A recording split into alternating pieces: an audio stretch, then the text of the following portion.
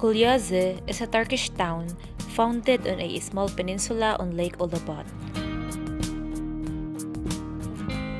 Gulyaze was founded by the ancient Greeks, but there is so many remains from the Roman period. Gulyaze is a peaceful and little lake village. You can reach Gulyaze village by car in 20 minutes from Bursa downtown.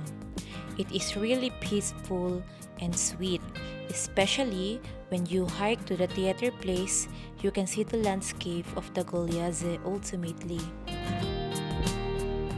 And you can see the 750 plus year old tree, which is called the Alayan Chinar or the crying tree.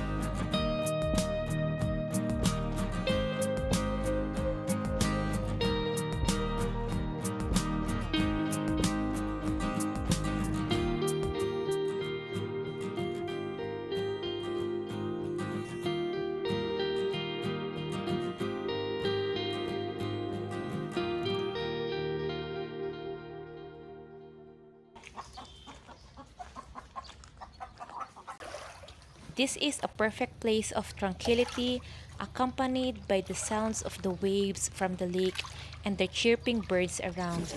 A place to remain heart to heart with your own self or with your loved ones. If you are in Bursa area for a couple of days, this is worth a visit. Best on weekdays because there is less traffic, you can walk around the island, and marvel at the old city walls and other ruins dating back to Roman times when it was called Apollonia.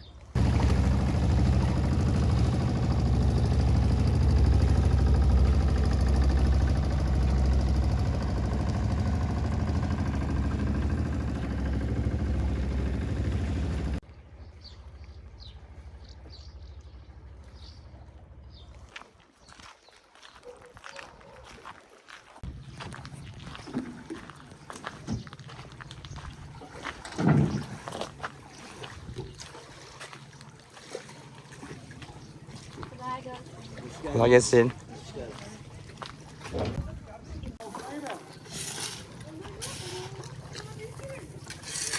Kiralarız böyle geçerse. Ha, ne güzelmiş merdiven ya. Merdiven ne güzelmiş. Böyle su var burada. Ha.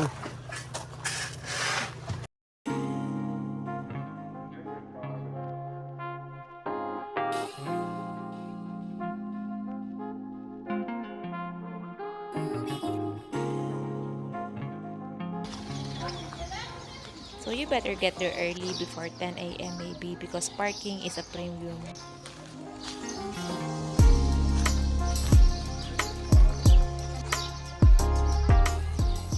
And it is also a fine place on a lazy Sunday. This is a historical city with Roman origins back from centuries ago.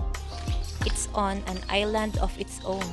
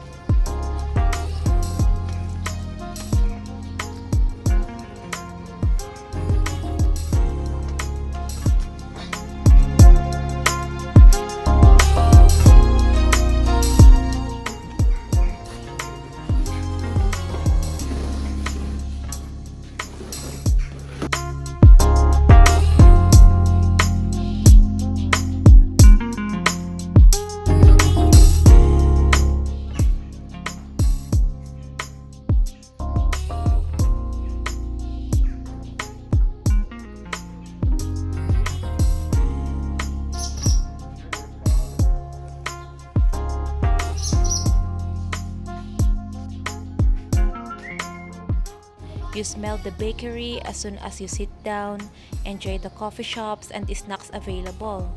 If you are close to Bursa, please do visit it.